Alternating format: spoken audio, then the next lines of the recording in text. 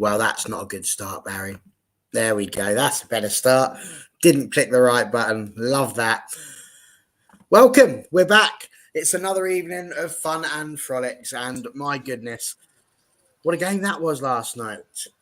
First drama, not on the telly. What happened there? That was absolute madness. There was me settling down Wednesday evening. We finished off the girls' channel. I'm sat down and trying to find it on the TV. Was it there? No. Outrageous. So send your complaints to Rupert Murdoch, if you please, because I was a bit annoyed about that. So instead, I've watched it on MUTV. Please don't come at me. How else am I supposed to see it? Note the accent. Anyway, funding the Glazers there, Barra. That's not right. You're funding the Glazers. As far as I'm concerned, I'm giving it to Sky. They take me for everything else that I've got. They might as well take me for that and all. So there we go. Right. Big stuff coming up. As you can see, we've got a heavyweight panel here. And I'm not talking about their size. We've got Andrew there. We've got John. Good old Stu. And, of course, Dan's back as well, which is superb. So brilliant to have you all on. Let's get into it. I'll kick off with you, Andrew, first of all. You were there, I believe, again? Yeah, I was there. Excellent. Just checking if you'd come up on Footballogy. I think you did. Yes. And I suppose really the only place to start would be with the squad selection. It was pretty much as you were, as you'd expect. Obviously, with no Eriksen and no Casemiro, there was always the idea as to who was going to start in the centre. Sabitzer and Fred obviously were put together. Garnacho with the start out on the left and Rashford pushed out to the right. So what was your thoughts when you saw the team sheet and how it was looking? It was, well, because obviously Anthony was out as well, so Rashford had to play on the right as well. So it was just, I mean, Sabitzer did it all right in the midfield. He could have maybe tracked back a little bit more and helped out the defence, because it seemed like him and Fred were like further forward than usual. So that was just interesting to see it. And Garnacho just running throughout the game, felt like Luke Ayling had the better of him at times, and like Garnacho needed to be a little bit, what's the word I'm looking for, cute about the way he was playing. So trying to deceive him, like trying to make Luke Ayling think, which way am I going to turn? But let's say in terms of the squad, it's a set up for us to win. I mean, Leeds were out with the manager, and I was thinking before the game we were the favourites going in, and I thought an early goal for us would have probably led to the win, but obviously they stunned us within the first minute and left us cold, and we was having to fight back immediately. So yeah, it was one of those nights that didn't go according to plan. It was one of those nights, and I mean, John, I know you sat watching the women's channel as well, and we were just gobsmacked, weren't we? We were just finishing the show. I was just trying to do a nice positive end to what had been quite a tricky show, because there was lots of talk about squad rotation, and halfway through that, Yehuda tells us, it's 1-0 already, and we didn't score it. What was your thoughts when that went in? Because we'll get into how it was scored and who was wrong and why it was wrong, but were you worried? Did you think we were immediately going to have the chance to come back, or were you sat there thinking, oh God, here we go? Yeah, well, I like you. I didn't I couldn't watch the game. I listened to it on the dreaded TalkSport radio, because that's the only way I could have listened to it or watched it or anything. And it was a complete shock. I think we started the game off slowly, and Leeds were on the front foot, and it was just you just say fans celebrating it, and it's like, well, what the hell's just gone on there, and it was a very poor start from us, and I think we were all in shock, and the first 10-15 minutes it looked like they had a chance to go 2-0 up as well, and it's like, what on earth are we doing, and I think as the first half went on, we did start to have a few chances, obviously, but I'm sure we'll touch upon Garnacho on that, missing a couple of chances, but I think it caught us all by surprise, even the team. It almost felt as if the team felt Leeds had just sacked their manager, they're in a bad way, we can play, almost like conservatively and build ourselves into the game and hopefully win comfortably. And I think Leeds getting the early goal threw us all off, and unfortunately, until the hour mark, we didn't really recover from it. Absolutely, and Stu will come to you on the goal here, but Mickey's made a great point. Leeds are fighting to stay out relegation, caught us sleeping. I can't even be mad for it. We were slow starting both halves, but Leeds deserve to be in that game. And I mean, as you know, Stu, I love a proper tactical and obvious sort of analogy for everything that's gone on. And I'll tell you what the beginning of that game reminded me of: FIFA. I don't know if you've ever done it. You know, when you score yourself a goal and you think, I'm just going to do that little bit where we pass around the back, and eventually it bites you on the backside, doesn't it? You give the ball away, one of them presses, you just give it away silly, and then someone goes and scores, and you think, why did I bother doing that, trying to waste time? And it was kind of had that feel to it. It was going all right whilst we had the ball around the back, and then Dallo plays it into Fernandez. He's in a bit of trouble, tries to do a little turn, can't do it, loses the ball, and then really take your pick on this one. I know that Fred's probably going to get a bit of a battering tonight, and I'm going to find it very hard to stick up for the fella. But I would point out that the Varane didn't particularly look like he was in the best position either. Where do you put that goal in terms of ridiculous goals to concede? Oh, hang on, I've done it to him again. Sorry. I'm mute on that. Sorry. Yeah. That's my fault. Sorry. I had a bit of a giggle when the goal went in. Anyway, I thought it was quite. I thought, it's going to be one of those nights tonight. I had a little chuckle to myself, but that's football, you know. It does happen. But the choreographed pass from Dallo into Fernandez was the killer touch to it, because I can't remember who was playing left back, but whoever put the tackle in, he knew exactly where the ball was going to happen. Fernandez had to control it and move it immediately. None of this pouncing about with it, because otherwise the defender's going to come, he's going to fucking nail you. That's what I would have done at left back, and that's what the defender did. After that, it was actually a quite well worked goal. Gnotto, or whatever his name is, received the ball. Now, you can point the finger at 2 or 3 players, but watch the subtle movement of Bamford, because that was he dragged Luke Shaw about, he dragged Varane about, and that was the gap that enabled Gnotto to get his shot away. The little bit of centre forward play, which everybody forgets, nobody looks at. They just look at the calamitous approach play to it, but they don't look at how clever Bamford was by just moving. And it only takes a very, very small step to the side, which is what it did, and then Gnotto popped it in. De Gea, I think, was probably slightly unsighted, and to be fair, by the time he was anywhere near it, the ball was in the back of the net. So I actually thought it wasn't a bad goal. What annoyed me about the whole scenario is that, there you go, Jarvis knows his Bamford's movement. That's the key to it. And what's annoyed me about the whole scenario is our fan base. For the love of fucking God, some of them just need to get a life. They really got, I love our fans, but half of them don't understand football. They don't understand what it's about and how it can bite you and when it can bite you.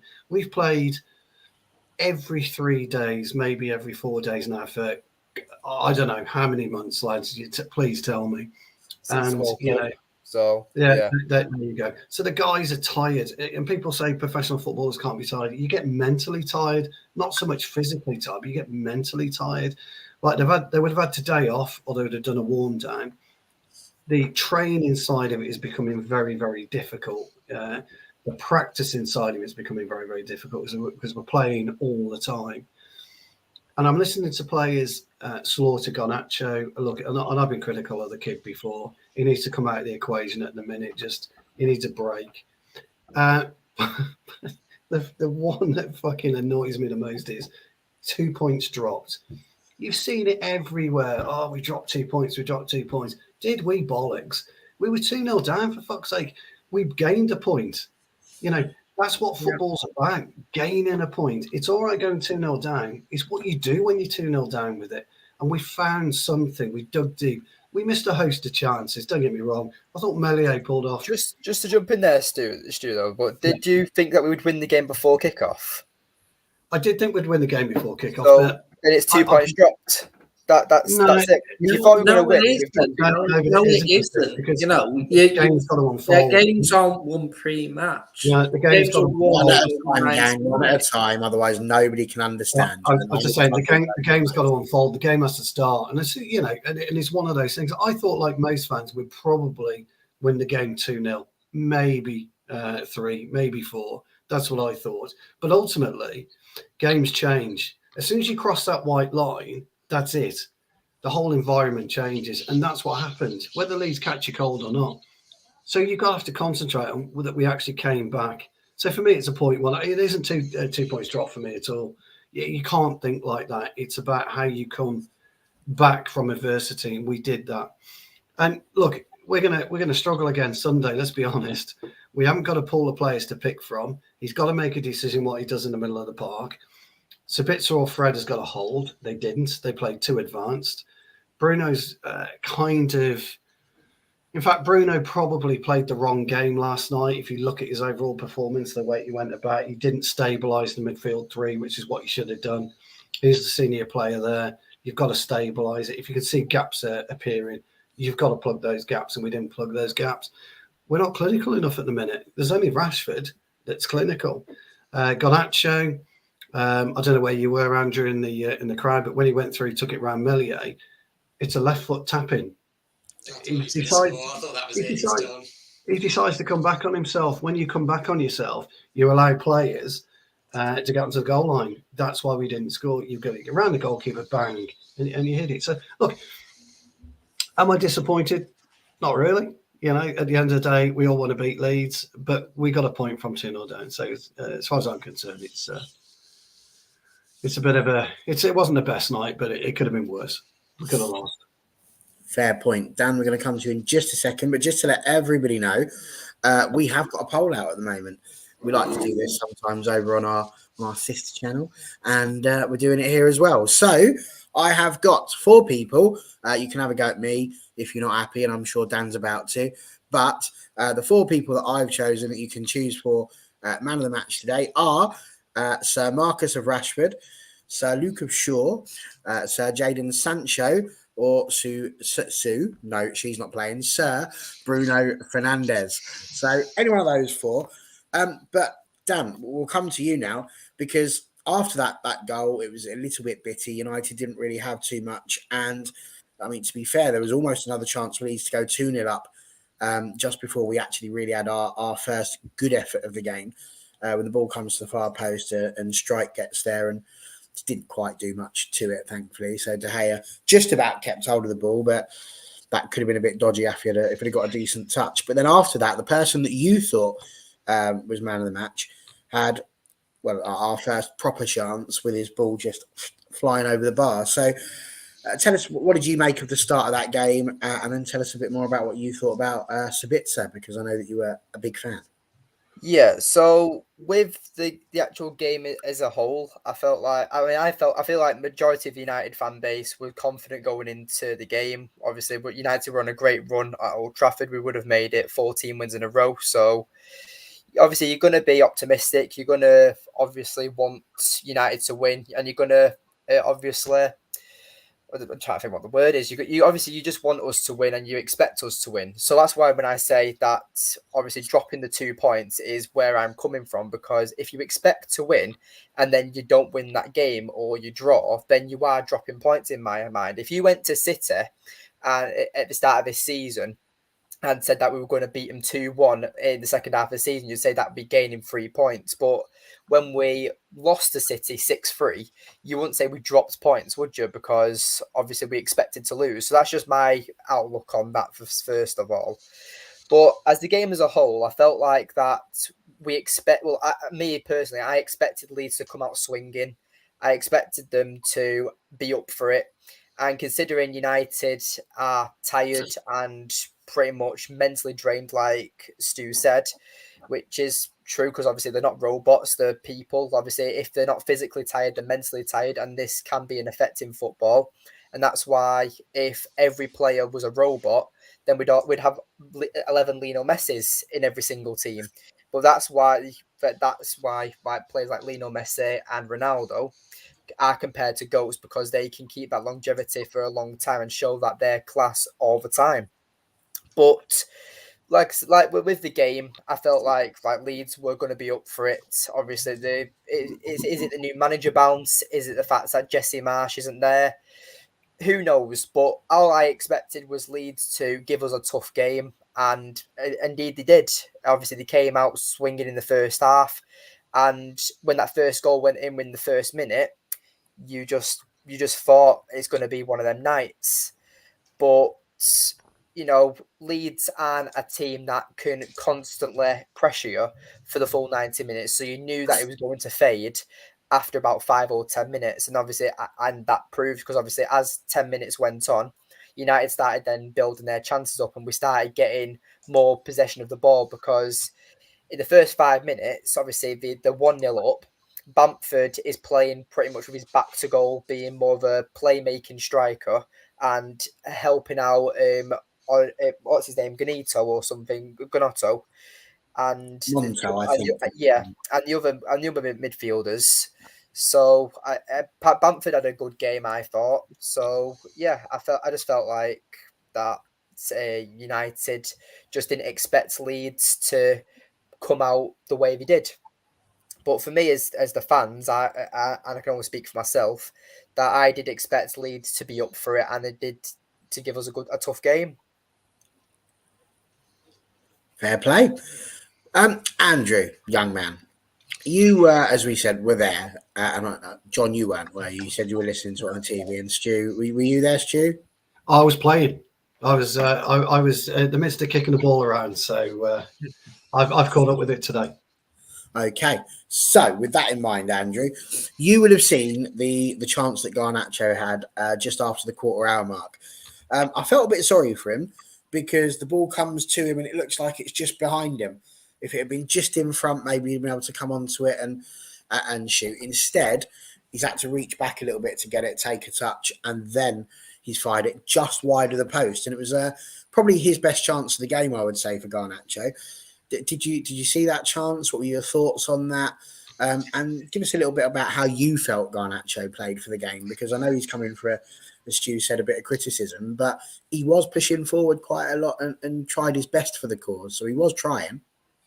I was going to say, definitely was trying, and obviously that chance he had on goal was probably the best chance he had all game, because I think it was Luke Ayling that was marking him, and I think Luke Ayling at times was getting a bit of the best of him, and I was like, that's why. And then I think at some point, Rashford and Garnacho, I can't remember, whether it was towards the end of the first half or in the second half, they swapped over. So, but yeah, Garnacho, when I thought he rounded the keeper and run for that chance, I thought, yeah, it's going to be 1-1. But then I think that, like Stu said, that extra touch, it was like it gave the Leeds defence the opportunity to just get back on the line, and then it was like his shot just hit straight at the defender's head. It was like, well, but it's one of those things. It's just like, so we created the chance, but just unable to convert it. But let's say it wasn't Garnacho's best game, and say if Anthony had been fit, I think Garnacho would have probably been on the bench. But obviously he had to come in because Anthony was injured. But like I say, he'll learn from this game. Say Luke Ayling he's a wily old defender, and he got the best of him. But Garnacho, he's only young. He's only had so many starts in the first team, so it's like he's always going to be improving. So he'll get the experience in time, and hopefully in the future be scoring more goals and getting more assists as well. Absolutely, fair play. And then John, it took quite a while actually. There was a couple of early subs for Leeds. They had a couple of injuries, so they were forced to use those early, which probably helped us in terms of the second half, because we had a little bit more of an option about who we could bring on and try and exploit their tiredness. But it took about half an hour really for a first decent save to be made in the game, full stop, from both sides. And it was from Meslier. And this one came from what was really quite a good shot. Again, I think it was Garnacho had the ball down the left. He pulls it back. Sabitzer's there. And he takes a nice little left-footed shot that the goalkeeper palms out of the top corner, which I would imagine was probably the first moment of Old Trafford really going, oh, wow, we nearly scored. John, what was your thoughts on, as we said, that first half, a bit about Garnacho maybe, and your thoughts on Sabitzer in the game that he played? Yeah, I think with... obviously, as I said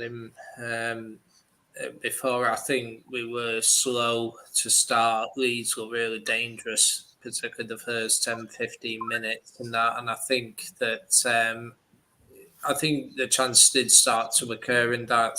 Obviously, Garnacho had a big couple of chances and that, and for me, he should have taken at least one of his chances, possibly both, and that. But it's unfortunate. I don't understand the slack that he's getting. He is, he is going to have off days, like all 18-year-olds. So for me, it was disappointing he couldn't take one of those chances. Now he has to learn to do better in the future. But like you say, it was a good attempt and a good save from Melier, and I think there were times in the first half after that 20 minutes where you felt momentum was building a little bit, and that, but unfortunately we couldn't finish it off, and that was.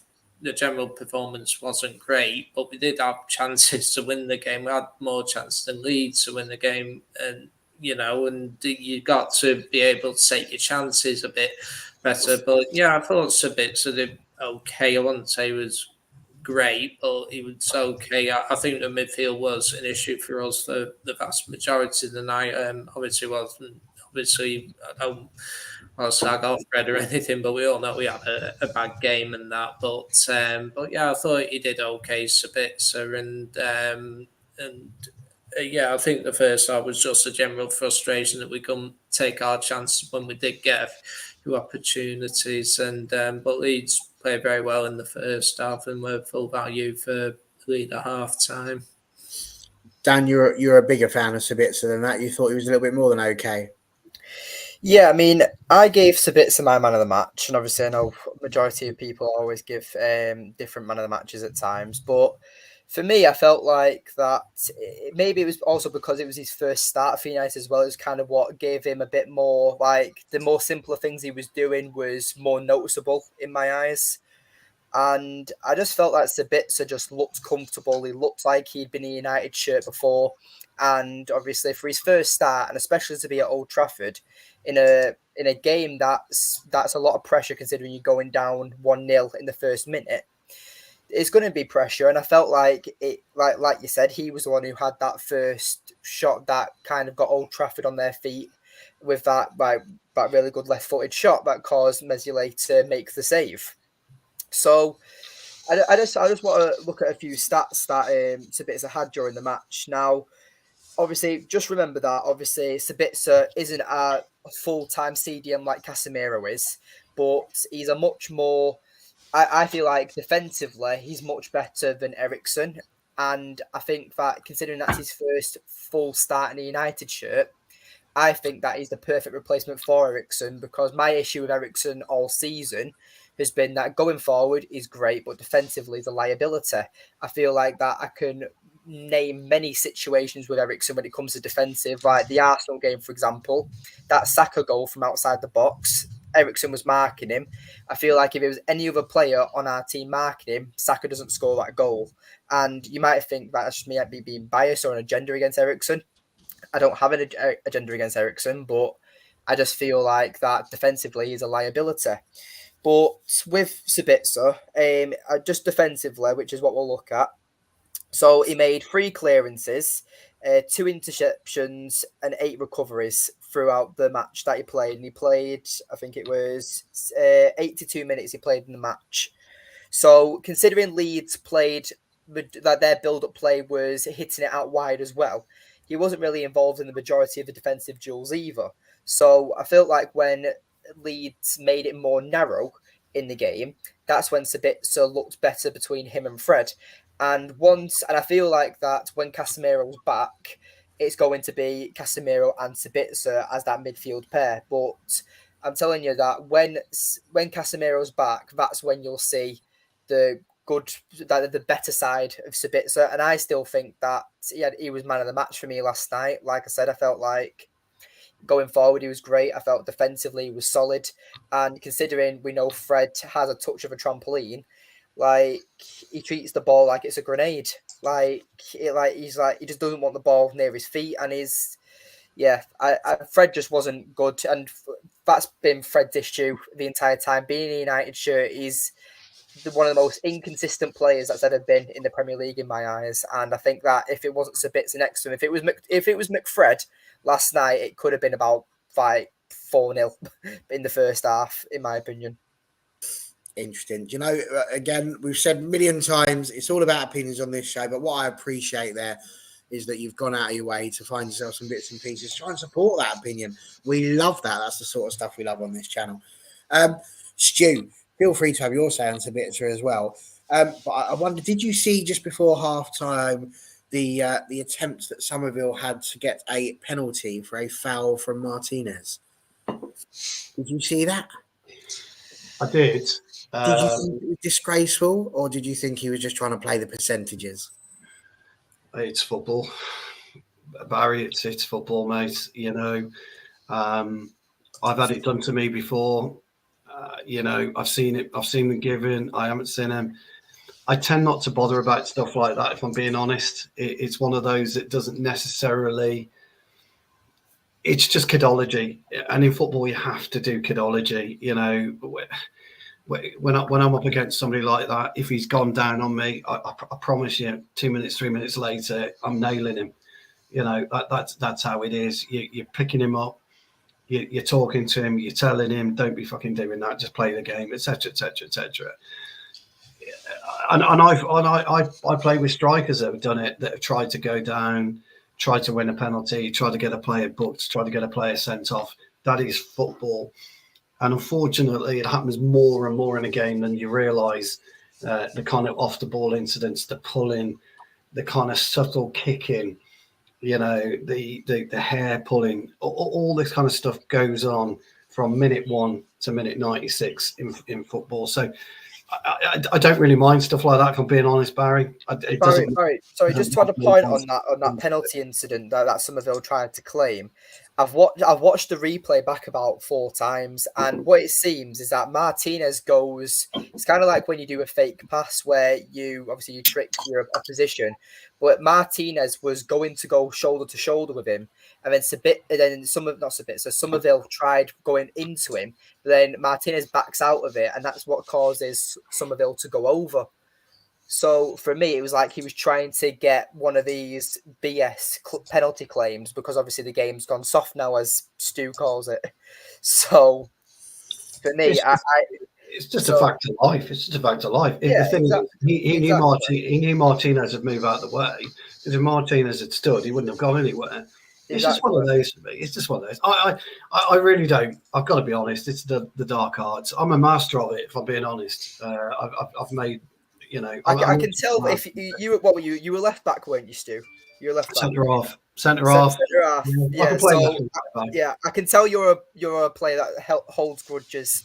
So if someone pisses you off, you're nailing it. You're doing a full Roy Keane 5 minutes later, breaking his leg. Absolutely, but it was the way that I was brought up, and today it's completely different. You can't touch a player because they'll go down. So, honestly, Barry, it's just one of those for me, mate. I don't really care. Barry, can All for United organise Stu versus Jack Grealish on a one-on-one? I'd love to see that. Absolutely do my head in. He would do my head in. Just on Sabitzer. Yeah, look, I thought Dan's analogy was pretty good, to be fair. I kind of take your point. I mean, what you said about Ericsson, though, Dan, it's not his game. Defending isn't his game, mate. It really I understand that. And obviously, Ericsson was mainly a number 10 throughout his career. He was mainly throughout his career, but as he's lost his pace, he's become more of a deep playmaker. I do understand that. Yeah, but if you are being playing that role, you have to also try and at least make a tackle every now and again. Yeah, well, yeah. Okay. You get some players that can't be bothered. But look, I thought Sabitzer was steady. I did. You know, his touch was pretty good. He's got a cracking shot on him. Let's put it that way. He really has. And I think he'll complement Casemiro pretty well when Casemiro comes back. Right now, though, as we speak today, he's got no choice, Ten Hag, unless he does something completely radical and runs 3 at the back on Sunday to kind of mix it up a bit. He's got no real choice but to go with maybe Fred or... I mean, I saw somebody today say put Lindelof in there alongside Sabitzer, but it wouldn't work for me. So, but yeah, going back to it, it's just a dark arts, Barry, to be honest, mate. I kind of like stuff like that. The dark arts are always interesting. But for anyone who knows me knows I absolutely adore Roy Keane. He was one of my favourite players growing up, and I always remember him sort of saying, you sort of leave one on the player, didn't you? And one of my first big games that we played within the teaching community, we did it's called Edu Footy Aid. And my first game, I had to play right back. And the geezer that was playing up against me, I mean, I kid you not. I mean, I know I'm short. I'm only 5'2", but this geezer was about 6'5". He looked like Tyson Fury, and he played semi-professionally. It's like, this doesn't feel fair. But I channeled me in a Roy Keane. I did exactly what they said, and he came running down that left wing, and I just went, let's go for it. And I went straight through. Now, I didn't get a yellow card. That was good. The guy looked at me, and he went, I absolutely love that. That's brilliant. And then do you know what he did for the next 89 minutes? They just put the ball up in the air. Nothing I could do. There was no point. He was just heading that ball down for fun. He scored about 7. If Ten Hag had been in charge, I'd have been off after minute 3. But as it was a charity game, so I got loads of them. Fantastic. That's all I like to hear, Baz. It was like to be the right size. Something, Barry, do you know something? 6'2", 5'4", 6 what? You all fall the same, mate. Every single one of you, you all fall down the same. No, absolutely. It's a shame someone can get up and be tall. Bigger the better. I always used to like the bigger the better, to be honest, Baz. I used to love bigger the better. If you're taller than me, oh, come on, yes. I used to go like, yes. I used to love bigger the better, mate. Andrew, I know you've got some stuff to say about Sabitzer, so I'll bring you on to that as well. But could you also tell us a little bit about, obviously, the start of the second half? Because, as you said, we had a little bit of a change around after the goal. But, again, it wasn't the greatest of goals to concede, was it? Now, Fred probably had his greatest contribution to the match, I would say, for that, because the corner that was given, it was a brilliant block from Fred, sent the ball over for a corner. At that point, he's probably thinking, yes, I've started the second half brilliantly. The corner wasn't dealt with. I mean, it was a bit of a hark back to the olden days, wasn't it? Because we just could not get rid of that ball. And Somerville, he put the ball in off of Varane. I mean, De Gea done it his near post. I mean, I think what you call it is a comedy of errors, I think is what you'd call it in the journalistic trade. So have your say on Sabitzer and then let us know what you thought about that comical goal. Just on Sabitzer, just adding to Stu and Dan's point, I mean, I think he had a decent game. Obviously, he hadn't been starting much at Bayern, so he's trying to get back up to pace, and the Premier League is a pacey league. So, but I mean, he did it. I thought he had a decent performance. I think he created 3 goal scoring chances. He had that one on the target as well. I think he had 62 touches in total, but it seemed to me he looked more comfortable in the attack rather than defensively, and he failed to make a tackle. And I just thought, whereas Fred was going further forward, it seems Sabitzer was trying to join him as well. I'm thinking somebody's got to hold back here. Like, I think with Sabitzer, it was an encouraging, performance, and I think he'll look better alongside Casemiro rather than Fred. So, I just think he's going to be a solid addition. I just think when Casemiro's back, you're going to see even more Sabitzer being good in the role that he is. I just think Casemiro's absence that night really did hurt us. It's clearly obvious, but yeah, just on the second goal, it was a bit like the first 2 minutes in the first half. Just got caught cold again. United hadn't woken up, and I just played into Leeds' hands. That they weren't offering much in attack besides those 2 goals. And giving them those 2 goals, it made them uncomfortable for them in defence as well. So they was playing with a compact back line, so it made them difficult to break down. And when their goalkeeper Melio he was on his top form, so it was just they were just very hard to break down. I just think communication between the defence on that second goal was like, where was it? It was like no one was talking to each other. It was like, it was just a bit unfortunate the ball came off Varane and it went into the goal. But those things happen in football. Varane would have ideally wanted to have kicked it out for the corner, but the ball came in at the angle that it did and just went towards the head. I'll tell you what the problem with that, Andrew, was the space, the yardage between when the ball came off Varane and De Gea trying to get across to the near post. It was almost instantaneously. It was like a pinball. It was just so quick. As soon as you get deep into the, because he was halfway in the 6-yard box, I think, when he cut it across, maybe just inside the 6-yard box when he cut it across, the margin for error is 0. There is no margin for error because his cross was poor. And in fact, and Varane wasn't positioned too badly either. He was positioned almost centrally, midway between the goal line and the 6-yard line. He wasn't positioned that bad at all. The cross was just rubbish. And when you're going back towards goal, it just completely wrong foots you. And that's what happened, really. It was just unfortunate. But the problem was we allowed him to get far into the 6-yard box and then cross it. That was the problem. You've got to cut it from source there. Otherwise, you're always going to have an issue. And I didn't really blame De Gea for both goals, really, which is unlike me, because I would blame him. But I didn't blame him.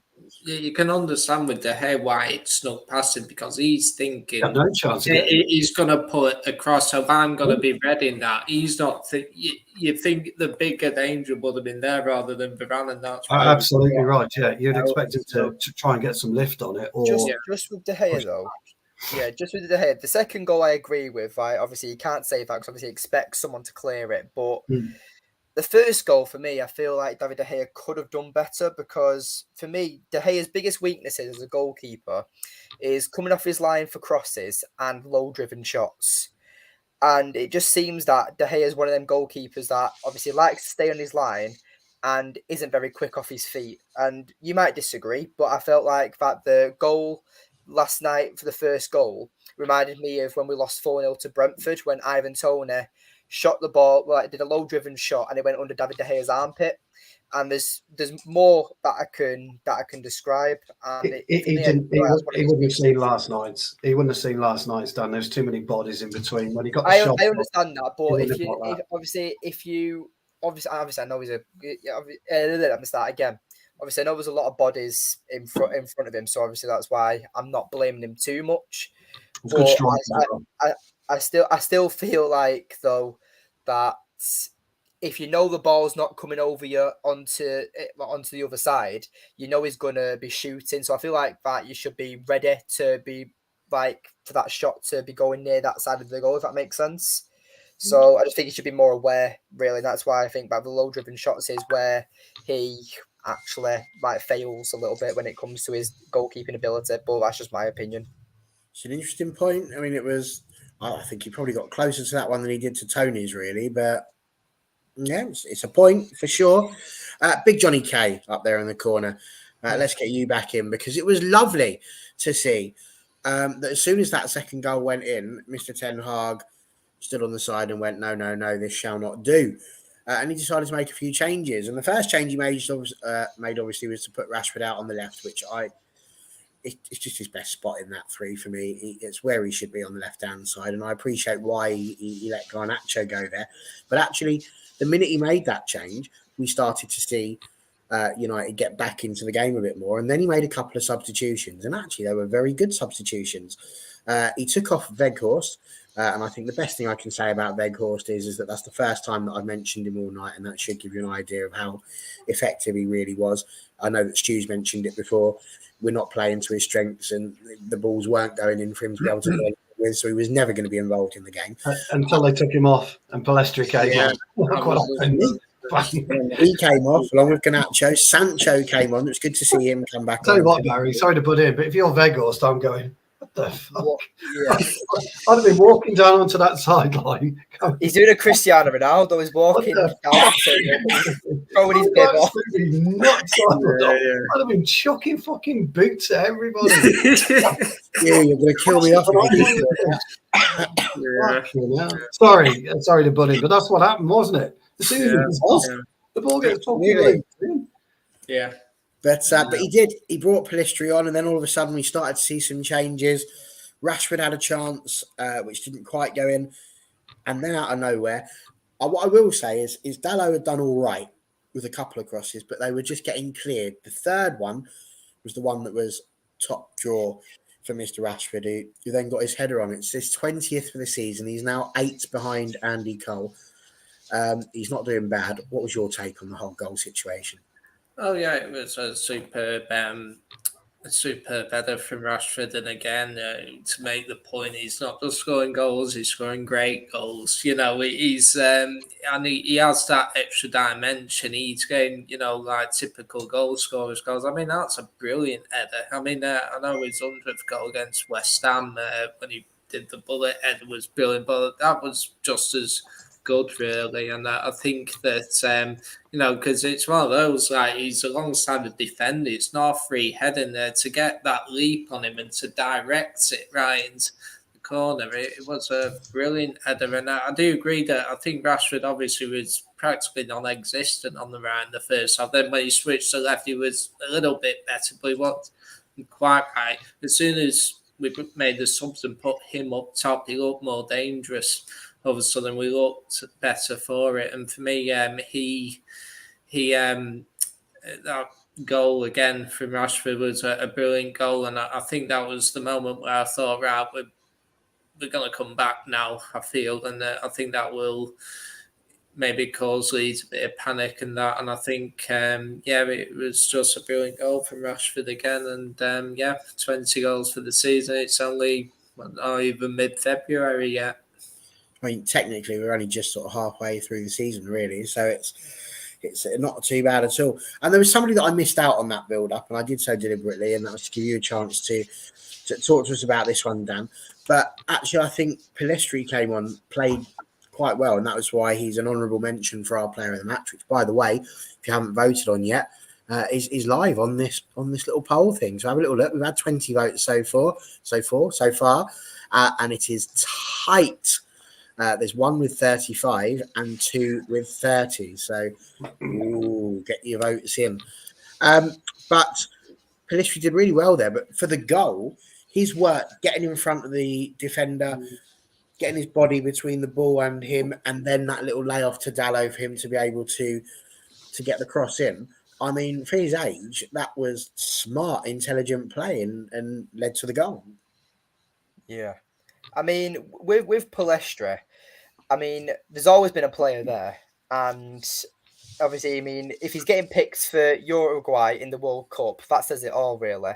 Even though he's not getting game time at United. So I think, first of all, then he's well respected in Uruguay's team. Like Jarvis has just said, he was very lively. And I feel like the difference between Pellistri and Garnacho is that Pellistri seems to be more of a support type winger, and Garnacho seems to be more your inverted, I'm going to shoot this ball type winger. So, I mean, I feel like if that ball lands to Garnacho the way it did, because obviously, the way the first goal happens for Rashford is that Sabitzer makes a cross and it gets cleared by a Leeds defender. Then Pellistri does really well to shield the ball from the pressing centre-back or full-back, whoever's trying to mark him. He lays it off to Dalot, and Dalot with a first-time cross, and it lands perfectly to Rashford, and he gets the header. So I feel like if that's Garnacho, one, he doesn't try and shield the ball, and two, if he does somehow get in that position, he doesn't pass to Dalot, he tries and beats his man. And that's something for me that Garnacho has a lot of that skill that Garnacho has, where he likes to take on his man with that first touch and he likes to knock it past the player and then run around him to get him behind. That's something I've been crying out for Sancho to do for ages. And hopefully Sancho starts doing this now he's back and stuff. But for me, I felt like that Pellistri was the right time to bring off Garnacho. I mean, the hate that Garnacho got as well last night was ridiculous. I mean, I can only speak for myself, and even though I say Garnacho obviously is a youth player, we've got to nurture him. I'm only a year older than him, so it's like I'm talking like I know a lot about youth players. But from what I know, from how I've seen Pep Guardiola develop Phil Foden, is that he gradually nurtured him into the squad and then let him have game time and get better and better and better. I personally just thought that Garnacho right now isn't a first 11 starter, but he's better off being brought off the bench. But with last night, with Sancho, with Ten Hag saying that Sancho couldn't play the full 90 minutes, he had to play Garnacho. And unfortunately, Garnacho just didn't have a good game, but he's a youth player. And hopefully he just keeps just growing and nurturing and becomes a better player. But like I said, with Pellistri, I felt like that I can see why he's a contender for the man of the match in the poll. I mean, like we've already agreed, he looked lively. And I felt like Pellistri just looked good when he came on. And I just wish that Weghorst stayed on for a little bit longer, because I feel like with Sancho and Palestra on the wings, Weghorst will receive a lot more service. Fair play. Man U Winners has been saying that Ten Hag must stop playing Elanga before Palestri makes no sense. Palestri's way better quality and more clinical. I mean, to be fair, haven't seen Elanga playing that many more games than the last few. No, he did bring Palestri on, and Elanga didn't come on. So. Yeah. But fair point, and I agree, Jarvis. Fans hating on Garnacho. I mean, I wouldn't necessarily call them idiots, but that's probably because I'm in the little host spot and I've got to be kind. Anyway, Stu, over to you, because I've got a question for you, and it's a good one, because immediately after that, now I remember getting very annoyed at the Crystal Palace game where we conceded 1-1. In the last game we were on, we had a conversation, you and I said that it was an entirely unnecessary free kick to give away. Now, Mr. Fred, and this is the thing I hold him probably most responsible for, like, we've just got ourselves back in the game. It's 2-1. Within a minute of doing that, the ball comes down the other end, and then Fred, while shielded by what can only be described as an entire defence, just throws out a little foot, brings down a player, and that free kick hits the post. Now, an inch to the right, that goes in, and now it's 3-1, and all of a sudden the work we've put in and the changes we've made are all for nothing. What was your thoughts on Fred's performance yesterday? Sorry. Erratic at best. The problem is with any player in any team, you do get erratic. People get erratic. They just lose their brains for whatever. I always talk about football being eyes and ears, and it was all his eyes and ears and brains. And sometimes Fred's brain just goes into blancmange. And he can't see what he's doing. He can't understand what he's doing on the game. And unfortunately, it was a ridiculous little foul that can cost you in games of football. Now, myself and Andrew and John have spoken about this on previous shows when McFred were playing. The amount of fouls that those two used to give away during a game, and they were stupid fouls because they were just overzealous in the tackle. One of the best things you can do as a midfield player is to shield the ball. You don't always have to make a tackle. What you need to do is steer the player away from where you want them to be. Okay. Centre halves and centre forwards, that's their mind games. That's their cat and mouse trick. The centre forwards always looking to offset the centre half. So the centre half's got to go round to catch the centre forward, etc., rather than running alongside them, because the centre half will have the better angle to make a tackle.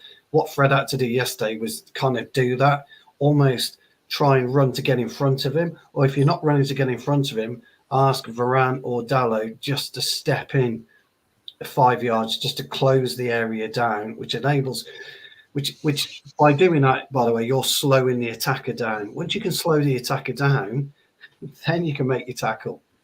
When it's just, I've said this about Garnacho, and I know Jarvis has touched it about his decision making. Bless him, because he's running that fast with the ball, he can't think, he can't get his feet working quick enough to control the football.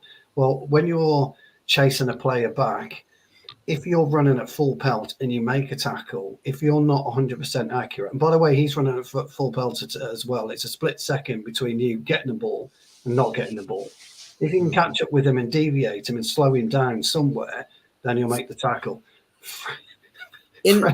Fred doesn't do it. Bless him. In an attempt to try and be perhaps a little bit nicer towards Fred myself, do you think Casemiro's out, Eriksen's out? Do you feel like, there's no McTominay, Sabitza's new? Do you think maybe Fred sort of had that feeling of, I've got to step up, I've got to try and be the big man? Look, maybe he just pushed it too far? Yeah, no, you're absolutely right, and that happens all the time. He in the dressing room at the beginning, Ten Hag or somebody said, "Look, you're the main man tonight. This is what I need from you. You're the one that's got to disrupt Leeds, etc." And there are some players where that completely goes to their head and they can't cope with the pressure of it. And unfortunately, Fred has that. When you've got somebody like, and I've said this before, when you've got somebody like Casemiro alongside you, or Tony Cruz, or Gundogan or Fernandinho, Ramos, Pepe, etc., etc., etc. When you've got these types of really big characters around you, those are the types of players that can calm you down in a game. Unfortunately, when you look and you take Casemiro out of the equation, you take Eriksen out of the equation, our real cool heads have gone. And then when you've got a bit of a live wire, a bit of an energizer bunny like Fred, you've got to get hold of him during the game verbally. I think that was a big issue yesterday. Like someone should have pulled him and said, like, "Come on, get a grip." Unfortunately, his habits can't do that. You know, at the minute, and that's what you got to do. And this is what I was talking about Bruno earlier. By the way, Bruno didn't play his best overall game because he should have identified what was happening with Fred, and he should have dealt with it. You know, he should have got him around him and said, "Look, mate, just fucking calm down. I need you to do this." And so you're absolutely right about the free kick. By the way, again, a wonderful, masterfully free kick. Brilliant free kick. I think you're right. An inch either way, and it could have been a goal. But I tell you what, that is some skill to keep that low and put it in the corner, right in the corner. That was. It was a monumental free kick. It really was. Didn't the ball split though? Yeah, I was about to say that. Like literally, just like they jumped that way. Like they just make a massive. It went through the gap. And that's but unfortunately, guys, that does happen in football. Again, you've got to. It does happen. You see all this bullshit of a fucking defender or a midfielder line at the back. Balls very rarely jump anymore, and if they do, it's unheard of, really, for a grass cutter, for want of a better phrase, to be scored. It just doesn't happen. And I tell you, there's two reasons for that, but the main reason is the player's likely to break his foot because he's got to go so far over the ball to keep it low. He's likely to catch his foot in the turf. Yeah. But they don't do that anymore. So we did split the wall. We shouldn't have split the wall. You've got to stand up strong and you've got to take it, and the balls are in the face. You have to. You have to do it. I tell you what, Jackie Charlton would have stood there. He would have got it smashed in his face. He'd have done that and carried on. Then when you thought you were going to say Jackie Chan there, I'm like, what's he going to do? Jackie Chan, Alan Hansen, all these old school defenders would have just taken it back and just got on with it. Yeah, just get on with it. We do split, but that split in the wall, however minute, is still enough to fox the goalkeeper. But De Gea wouldn't have got there anyway. It was a wonderful free kick, absolute pinpoint. We had the. It was so good, Stu, that it didn't go in. You've got to take your hat off to the player. It was a wonderful free kick. It really was a very good free kick for sure. Yeah. We're having dramas in the comments. No, I meant it's good. It was so good that he missed it. Is what I meant for us. I know what you mean. Yeah, I didn't have a clue. What's going on in the comments then? Well, look at this. So everybody who's here and anyone who knows anything about All for United, especially over on the women's channel, will know that when you want positivity, you come and see Barry. But not on the men's channel, boys and girls. No. This guy blowing me out of the water. We must never hate, he said. He's obviously going back to the talk about Fred. We need all the players, including the strugglers. We're winning the league. Arsenal and City are the gifts that keep on giving. Let's not panic. Late March, early April, we should be first or second. And Jarvis, then, we mentioned this here. We're not going to do that. We're playing Fred on a regular basis. But he's insistent. Arsenal and City will keep dropping points. We're not panicked. We've United winning the league. To which Connor, God bless him, goes, it's not me. Of course it's not me. I'm the hosting. What, do you think I can do more than one thing? It doesn't happen. And then this happens. I mean, this brings you down to earth quickly, doesn't it? So just so you know, Man U winners, that's me. Hello. So there we go. Andrew Wall, back over to you real quick. Because interesting fun fact, Rashford could have had a penalty just before we equalised. And to me, it seemed nailed on that should have been a penalty, really. There was a fair bit of barging in from the side, but I get that sometimes they're not given. United didn't muck about, though, did they? Luke Shaw did really well. It won the ball back, gets the cross in, and it rebounds into the space of Sancho, about 12 yards out. Just places that ball absolutely brilliantly. And the celebration, boy, did the emotion come out there. It was, again, I mean, I spoke to you last time about Sancho coming on and how special that must have been when he got the cheers. I should imagine they were twice as loud there, right? Sorry, Sorry, Andrew. Yes, sir. Yeah, it was a special moment to see him score. I'd say just on the Rashford penalty, I thought it was nailed on. We all shouted, but then the referee didn't seem to be giving us anything all night anyway. So, but yeah, on Sancho, you know, you say he looked bright and confident, and he definitely re-announced himself and made an impact. I mean, he was definitely a brilliant link-up play between him and Luke Shaw. You know, brought some life into our attacking as well. I mean, Sancho looked tidy in the tight space as well, which suited us perfectly when our opponents were playing, stacking the numbers at the back, which Leeds were doing. I mean, I know it was a brilliant taking goal by Sancho when he finished inside the box, and I'm just like, if we're going to win in the next game, it will surely increase when Sancho is probably starting as well. But I mean, yeah, the celebrations was like, it just went wild, and I just thought, Leeds are crumbling here. We're going to go on and get that third goal and win it, but unfortunately we didn't. But just a quick point on that, Andrew. You've seen the goal since, haven't you? Yes. Yeah, fuck me. If I was in the Leeds dressing room, I'd fucking smash Melia. What the fuck was he doing? I know, because he went off his arm, wasn't it? Yeah. But I don't care. Sancho scored. No, I mean, I don't. Fucking, I don't give a damn. How funny though! The guy made 2 or 3 really good stops, hadn't he? I mean, and he made up for it afterwards with the Varane header as well, so that could have made it 3-2 to us. And Sancho, he took it relatively cleanly. If you watch the slow motion, it's a wonderful execution on how to bend with power, wasn't it? The goalkeeper, what the fuck was he doing? I guess it caught him by surprise. I don't really know, but what I liked about that quickly was the control that Sancho had on the ball, and to get it out of his feet and to get just enough of whip was tremendous. I just couldn't believe it when I saw it in slow motion. I thought, fuck no, wow. But anyway, you take it all day. I don't care. You take it all. Absolutely. John, we could have won it. We could have won it. Varane with the header. The problem was straight at the goalkeeper. And I do love it. Sometimes you see them go straight at the goalkeeper. They just push. They do what I like to call one for the camera. They do that, don't they? Everybody goes, oh, wow, what a save. And then you watch the replay and you go, well, to be fair, it's right at him. That goes to the far post. Could have been 3-2. We were nearly there. Did you think we had enough chances afterwards to win the game, or do you think the draw in the end was probably the fair result? I think unfortunately over the course of the game, a draw was probably a fair result. But I do think that when we did equalise, I thought if anyone was going to win, it would be us. And like you said, Varane was a good chance, and it was a decent.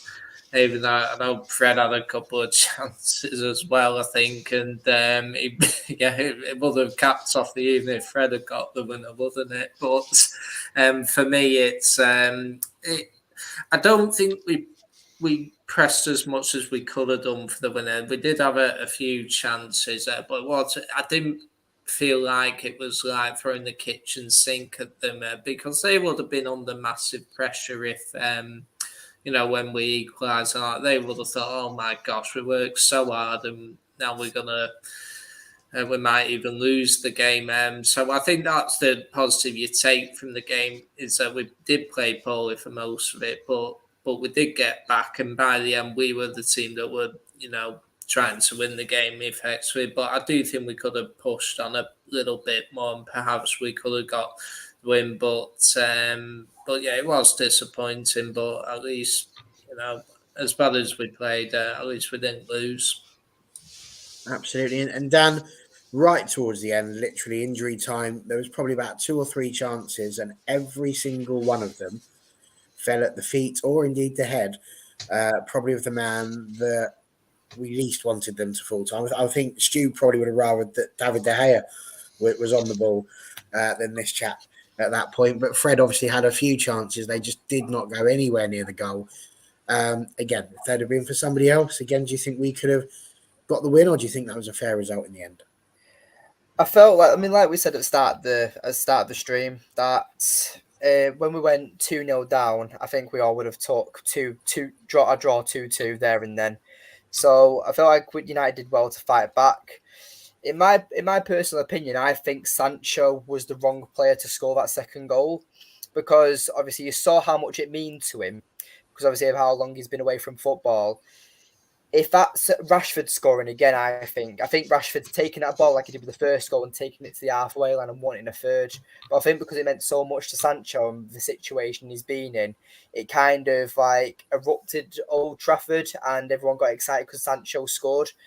For me, I wanted to win the game. I felt like United shouldn't have stopped there, because it felt like after we got the equaliser, United kind of died down when it came to creativity and our chances that we took. And then by the time that United got back into the game, we had like 5-10 minutes left in the game, and it was just too late by then. So I felt like, because obviously Sancho's goal went in, I think it was the 68th minute. So you have just over half an hour, just under half an hour to try and get a third goal, and I felt like it was possible. But yeah, I felt like that. Obviously with Fred, obviously that's even worse realistically. But again, he had a good chance. One of the three chances where it was kind of like the free kick really for Leeds, where it was curling in, and it obviously the keeper was forced to make the save, but it would have hit the post if the keeper didn't make the save. My apologies, Connor. I listen. All I did was Jarvis has asked a question, which we are going to come to in a second. I've responded to the guy, and then I've made a mistake. So I thought I'm going to write in what I meant to say, which was this. And as I was writing it, somehow, when you type in the word preview and it's not going in the box, my face turned on there. So can I just apologise for anyone who was eating their dinner or had any problems like that? I didn't mean to be zooming in on my face. I'm ever so sorry, Dan, for that being away from you as well. Listen, one last thing on that game before we just look ahead to where we were with this game against Leeds coming up at the weekend. We had a bit of a spitfirey thing coming on about the 2 points dropped or a point gained. I'm going to ask you all that question. And the reason why I'm going to ask it is because in the game afterwards, there was an interview with Bruno Fernandes. He was asked the same question. And he said it was 2 points dropped. And then he went, always 2 points dropped. So we'll ask the two who we think we know already. So, Stu, you're going to stick with the point gained? It's definitely a point gained. I mean, look, Fernandes can't come out and say it was a point gained. He has to come out and say it's 2 points dropped. He's got no choice. But when you're 2-0 down in any game, it's whatever you do from there onwards. If you get a result, it's a game. It's always a game. So brilliant. And Dan, you're sticking just quickly about Varane's header. He had a little bit too much time. If he had no time, he would have buried that. I guarantee. If the ball had come in and he was challenged by two players and he got his head on it, he would have buried it. I like Rashford. Yeah, well, actually, I can't remember who was in front of Rashford at the time. But that's what I mean, because it was like close. It's like trying to guide. So Varane needed. He just had too much time. Otherwise, he would have buried it. Absolutely buried it. Absolutely, Dan. Are you sticking with 2 points lost? Yeah, because like I explained to Stu before, but before the game, if you thought we were winning that game, then and the end result is that we get a draw, then to me it's 2 points dropped. Obviously, I see Stu's point by saying if you're 2-0 down, then it is a point gained because obviously you're in a poor situation. But realistically, if you're looking and going into that game as a win, then for me it's 2 points dropped if you do get the draw at the end of the fixture. Fair point. Johnny K, 2 lost, 1 gained. Well, in the context of going for the title, it's 2 points dropped. But in the context of getting top 4, it's a point gained. So for me, because that's our game in hand on Tottenham, wasn't it? So the gap is now 4 points if you look from that way. Yeah, I mean, I do agree. I think it's always on the context of the game. Like, for example, the Palace game, when we conceded late, that was 2 points dropped. But I think in the context of this game, as Stu mentioned, if you're 2-0 down and someone offers you 2-2, you take it. So for me, it's a 0.1, I should say, rather than gained. Fair point. And Andrew? I'm trying to decide it. I can see where Bruno's coming from. It's, Old Trafford is home. We shouldn't be dropping points. It's, our home stadium, and, but as he said, well, we can't be going 2-0 down, but he said, there'll never be a problem in fighting back and turning around the result and he said he felt we should have won it as well, but I'm going to go with a point gained because I just think, well, we could have easily lost, all 3 points. So I think a point is better than nothing at all. So, yeah, point gained. Very good. Very good. Last thing I'm going to say on the game, a couple of little stats for you that I thought were quite cool. Marcus Rashford, that was his 336th appearance for the club, which has pushed him into the top 50 appearances of all time, which means he's just overtaken David Sadler and the late, great Billy Meredith. So there's an old name for you guys out there. And Jadon Sancho, that was his 9th goal of his career. Only notable because it sticks him up there with the mighty Dan James and Ronnie Johnson. So there we go. Interesting stat about Sancho, who scored against all 3 Premier League teams, starts with L this season, and they're our next 3 games. There you go. Fun fact. Now, Big Johnny K was talking about the points. It's interesting. We're 7 behind Arsenal. It could have been 5, but we're still 2 games behind them. So that's we're ahead of them. So probably not looking at first. The annoying one for me is that we could have been level with City. We're 2 behind them. That one feels a little bit like a knife to the heart. But the good news is we're 3 ahead of Newcastle and only the game ahead. 4 clear of Spurs in 5th, equal amount of games. But do have to tell you this, John, Brighton and Hove Albion can get to 40 with their 2 games in hand, so it could still just be 3 points, the gap there. And just to add a bit of excitement to it all, 13 clear of Chelsea and a game free, and 14 clear of Liverpool, the scum. So there we go. Just say that again, Barry. Just say that one more time, just to take it in. I got a really bad cough. What I said was 14 points clear of Liverpool. Just so one more time. You just need to clear your throat. Have a glass of water and I'll try my best. Hold on, hang on. I've got 14 points clear of Liverpool. There you go. How's that? Great. Well, they got 2 games in hand, Barry. I don't care about that. Doesn't matter. That doesn't matter. We're 14 points clear of Liverpool. We're 4. Don't be bringing me down, mate. Don't. Been a hard week. Also, am I the only one who thinks that Cody Gakpo went to Liverpool as a part of Eric Ten Hag's plan to make Liverpool worse? Is that just a mad theory, or does everyone think that that's a possibility? It'd be nice, wouldn't it? But so, what I will say to everyone is get your votes in because it's nearly over on 26. All right. It's so tight. I've got 2 on top with 35% here, so. The last time this happened, we had to do rock, paper, scissors on the women's channel to find out who'd won it. So can somebody please get on that vote just so we can make sure we've got somebody to win it. But I just want to sort of come around now. It's literally just a mini preview. Leeds aren't a side that really we should have struggled with this year in the grand scheme of how they've performed. I tried to look for some of their best results, and the best 3 that I could find were a 4-3 loss to Spurs. That shows that they've got a bit of fight about them. They're by no means a walkover. The 2-1 win at Anfield against Liverpool, which was quite good, and a 0-0 draw with Newcastle in December. But aside from that, it's really difficult to find a time when Leeds have done well. Didn't they beat Chelsea 3-0? Didn't see that one, John, but then to be fair, it was about 7 when I was looking. Or 10-8. What time did we kick off? 8, 10-8. I thought, I'm sorry, I'm not well. But yeah, 10-8. I was looking at that. So they might have. I'll check that for you in a second. But either way, the question stands. FA Cup, it's a knockout.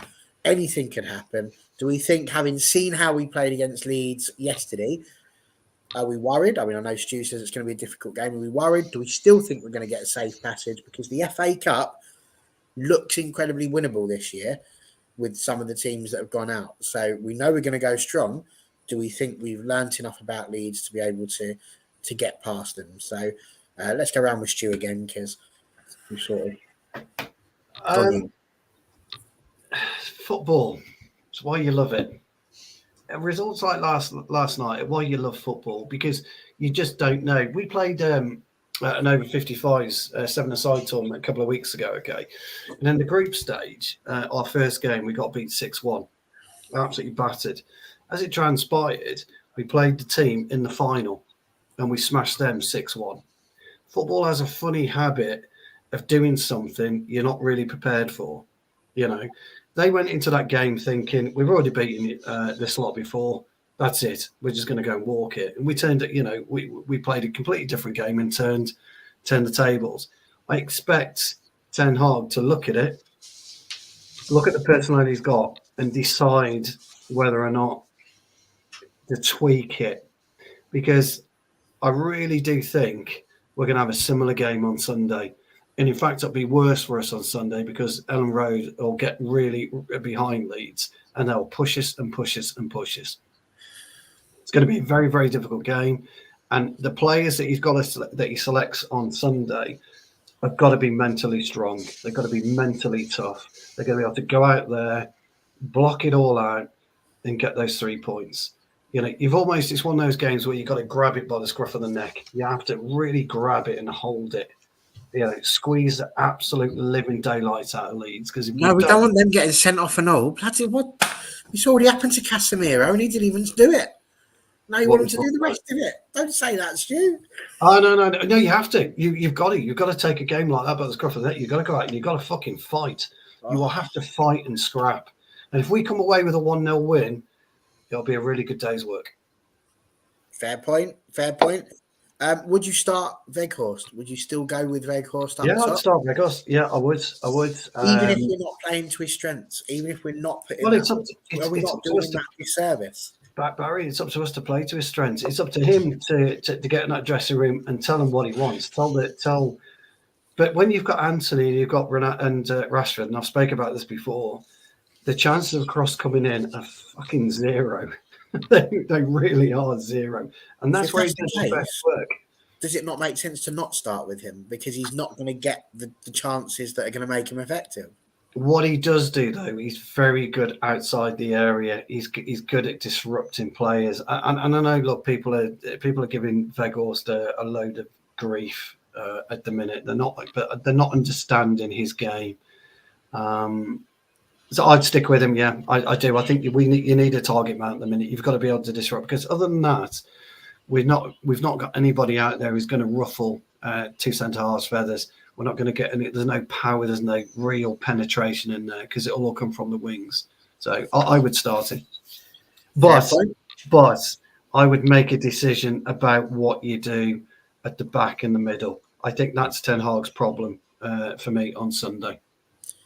Fair enough. Dan, what do you reckon? Have you seen enough for us to go out there and make it to the next round of the FA Cup? The FA Cup? It is the FA Cup we're playing in, isn't it? Please, God, don't tell me I made a mistake. It's a league. Another league one. We're doing the home and away one. It's a league. Yeah. I thought it was league, yeah. I was so confused then, but... You take over, Andrew. I've all gone wrong. But... No, you've set me off now. Elland Road's always a tough place to go to, as we know. It's a nightmare. So, it might sound stupid. I mean, Stu pointed it out before, but I would keep the team the same. Apart from 2 players, I would drop Garnacho. I won't say drop, actually. I would swap Garnacho for Sancho because I feel like that Weghorst has missed that creative player. So I think if Bruno and Sancho can create a bit more, then that will help Weghorst out, and Weghorst will benefit from that.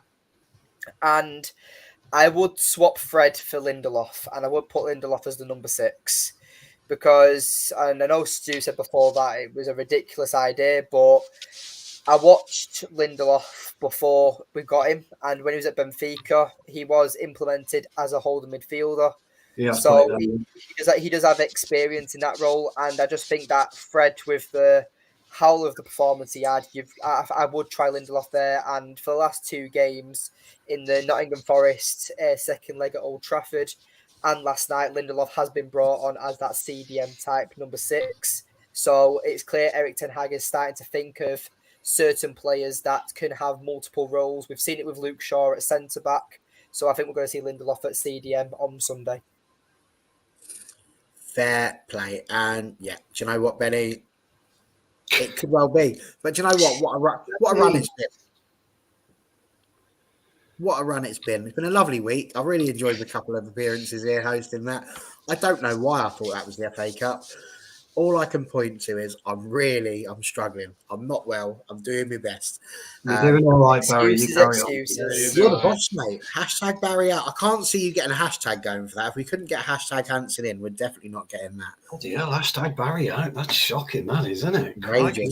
Is that come from the gaffer as well? It has. And I didn't check the AFU master sheet. No, I don't really look at that master sheet. What was hashtag Ice Gem? It's all right. He's back in love again. It's all good. Not a problem. Well, And yes, Jarvis. Weghorst is a strange one for me. I think it's tricky. I agree with Stu. There's things he does well, but I can't see him getting on the score sheet if we're not going to give him the balls that he needs. So, but John, what say you? Have you seen enough to see us get a safe passage into the Europa League final against Leeds the weekend?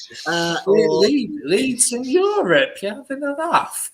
But no, okay, but no, I think he'll be, like you said, it's a really tough place to go to be United, Elland Road and that, so we'll really have to be on our guard. And that would say that the Leeds crowd will be on their team, giving them that extra 10-20% or whatever to challenge us. And that I can see it being a similar game, them being on the front foot. But on the flip side, I think our performance was poor the other day, and I hope and I think that Ten Hag would have learned a few things, and he'll look to tidy up some of the things and that. And I do think our team will hopefully be prepared for it. So yes, it'll be a close game, but I am confident we'll bounce back though.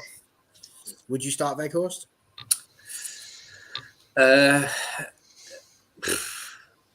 Yeah, probably, because unless Anthony comes back and I play Rashford and Sancho, but I think Weghorst might be useful if one of those was to come back, and maybe if you need a goal with 20 minutes, go and throw him on and launch balls and spots. That might be what you need to do with him, but if not, then there's no one else to play up there. Fair play, Andrew. I say if we start like we did last night, then Leeds will be all over us. I mean, it's going to be a ferocious and hostile atmosphere at Elland Road. They're going to be well up for it, even if they don't have a manager in place by the weekend. So, but Ten Hag will make the adjustments. I won't be surprised if Fred drops out and Lindelof goes in the CDM role and Sabitzer will go further forward. It might just help us in that respect. I don't know how long. Anthony's injury is going to take, to heal. So he might be back by the weekend. So that'll give us, a bit more attacking impetus as well. Because I think we missed him last night as well. But the same, we've got a bit of favourable there. Go and get the win on Sunday as well. Because I think Leeds are on like an 8-game losing run at the minute, which is their longest run in the Premier League. So I think I was reading a stat earlier. This is only back in 2003-04 when they got relegated. They've collected fewer points in the first 21 games. So hopefully we can knock another nail in their relegation coffin and send them down. Do you think we're going to make it to the final of the Johnson's Paint Trophy there? Do you think Weghorst is going to be playing? I think he will, because I don't know when Anthony Martial is going to get back. He's injured left, right and centre at the minute, and I'm like, well, when is he going to get back? So he's got no choice though, has he, Andy, really, if you think about it? Because if you take Rashford out the left, look what happens. And so that's why I tend to agree with Dan. I think he'll play Sancho. I do. I think he'll start Sancho based on that. You mentioned that though, Stu, because I was literally just about to ask as my last question. Sorry. With Sancho doing really well when he came on that left-hand side, being as explosive as he was, but also the knowledge that Rashford really came into the game more when he was moved over to the left. That's the key, yeah. What are we going to do here? Because when Rashford goes over on the right, he's okay. When he's on the left, he's brilliant. Yeah, but as Dan's pointed out, you can start Sancho on the right, you see. So the only caveat I might put in with the Lindelof central midfield, and it's not and he has done this. He has played Lindelof, as he's also played right back for Sweden, as we know.